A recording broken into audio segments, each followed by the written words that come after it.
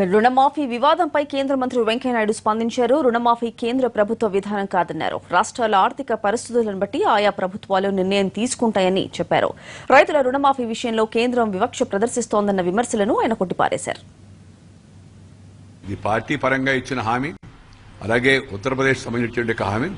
ఆ రాష్ట్రాల యొక్క ఆర్థిక పరిస్థితిని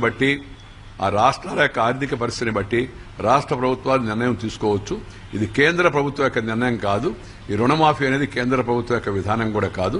రాష్ట్రాల ఆర్థిక పరిస్థితిని బట్టి, రాష్ట్రాలు తమకున్న వెసులుబాటుని బట్టి ఆ రాష్ట్రాలు నిర్ణయం తీసుకుని ముందుకు వెళ్లొచ్చు.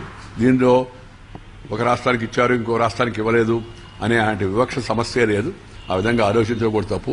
ఉత్తర భారతం, దక్షిణ భారతం అనే తేడా తేవడం కూడా దురదృష్టకరం. భారతం అంతా ఒకటే. భారతదేశంలో కేంద్ర ప్రభుత్వం ఏ నిర్ణయం తీసుకున్నా ఆ నిర్ణయం అన్ని రాష్ట్రాలకు వర్తిస్తుంది.